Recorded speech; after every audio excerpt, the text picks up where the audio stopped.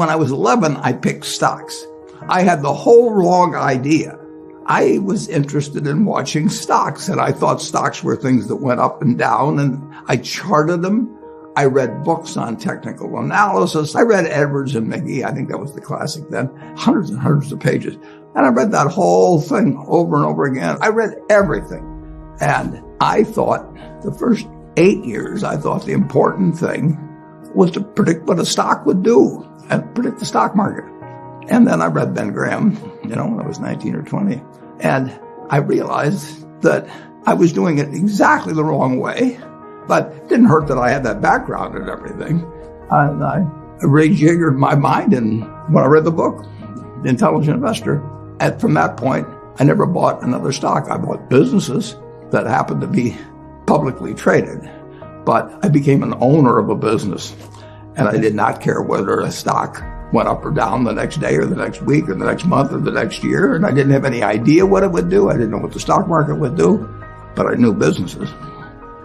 I'm a bright guy who's terribly interested in what he does. I've spent a lifetime doing it, and I've surrounded myself with people that bring out the best in me, and you don't need to be a genius in what I do. That's the good thing about it. If I went into physics, a whole lot of other subjects, I'd be an also-ran. But I am in a game that you probably need 120 points of IQ, But 170 doesn't do any better than 120. It may do worse, probably do worse, but you don't really need brains. What do you need? You need the right orientation. 90% of the people, I'm pulling a figure out of the air, but 90% of the people that buy stocks don't think of them the right way. They think about something that they hope goes up next week. And they think about the market as something they hope goes up. And if it's down, they feel worse. I feel better. And you think about? I think about what the company's going to be worth 10 or 20 years from now. And I hope it goes down when I buy it, because I'll buy more. I try to keep my competitive spirit in a game where I can win. I do know this. When I want to do something, I always want to do it big.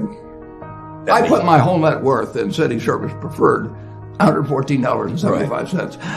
And I've never, since that day, and March 11th, 1942, I have never had less than 80% of my money in American business. You can call them stocks. Or equities. But I see them as American business. I've owned a piece of American business, at least 80% at all times. I don't want to own anything else. I want to own a home and, things my family wants and all that. But owning 5 homes doesn't mean anything to me, because I'm going to be happy in one home, and there's a certain amount of things that go wrong with everything. And if I got 2 homes, I know I've got more problems and I don't have more happiness. What brings you the happiness? What makes me happiest is what I'm doing. I enjoy 2 things about it. One, I know I'll win over time. That doesn't mean I'll beat everybody else or anything like that. But I'm in a game that's very, very, very easy if you have the right lessons in your mind about what you're buying. I'm not buying stocks. I'm buying pieces of overwhelmingly American business. And I'm happy when I'm doing it. I'm happier when stocks are going down, because I can buy more of them with the same amount of money. I'd be happy if I was a farmer. I'd want farmland to go down so I could buy more acreage. It just makes sense. I'll tell you the second thing I really like. I like being trusted by people. I would rather do what I do with partners than do it sitting in a room myself, even though I might make more money that way. Let's pretend there is no stock market. Let's say I had to buy these privately, like you buy a farm privately, like you buy an apartment house privately. They're investments. So you're looking to say, what can I do with money I've saved to put it away so I feel good about getting it back later under any circumstances, but not necessarily on a given moment. But if I have a farm, it's going to take me a while. But people would be so much better if they actually didn't have a stock market in terms of buying businesses. United States economy, and it's very easy to look at the statistics on it. I mean, more people, a greater percentage of the American population is wealthy now, or having more income now than they've ever had. And if you look at whether Bank of America can give you their average deposit, I mean, you just look at the wealth that's out there. That doesn't mean everybody's wealthy, but it does mean relative to any other period of time, I mean, people have more money now. They get mortgages at lower rates than they've ever gotten. So if they want to buy a house or something, right today, you live in an environment where the bottom 2% in terms of income in the United States, the bottom 5%, and for sure the top 1%, all live better than John D. Rockefeller was living when I was 6 years old. John D. Rockefeller was the richest man in the world. And today, you can get better medicine, better education, better entertainment, better transportation. You can do everything better than he could. It's astounding. That's in my lifetime. If you wanted to watch a football game, he still had to go there. And I can sit there with this big screen, and they keep showing me the replay, so that explaining to me what happened and everything. And maybe everybody doesn't have a screen as big as mine, but damn near everybody has a screen or an iPhone or a computer or access to one. And they have access.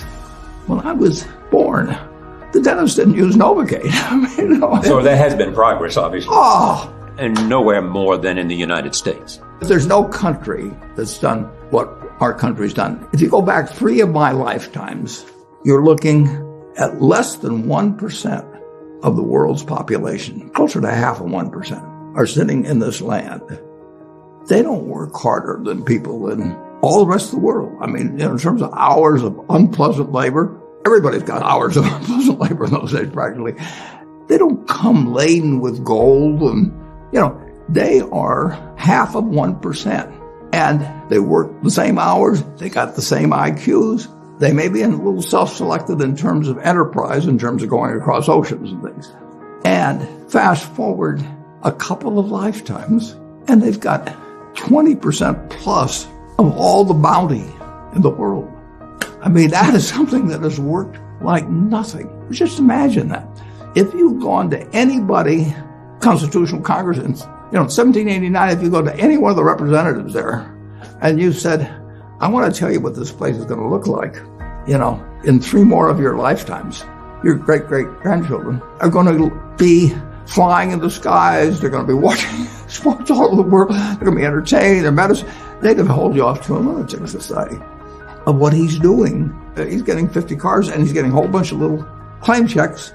Just think of it. Everything. When Thomas Edison did all the things he did, he made some money, but we're using it. It belongs to us. If you take what an hour of labor delivered to you 100 years ago and what an hour of labor delivers to you now for you and your family, it's unbelievable. Capitalism doesn't say get rid of a referee and a government. We've got a government that can tell capitalism what to do. And they do. And that's what they should do.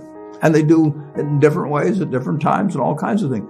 But it's claim checks on future output. That was, and the claim checks belong to me, so if I want to buy 50 super yachts, I can do it. But what does it mean to me? It can buy more things for other people that are useful to them. It's not evil. The federal government is the boss in the end. And they shouldn't screw up capitalism, and capitalism shouldn't screw up the federal government. It's very simple.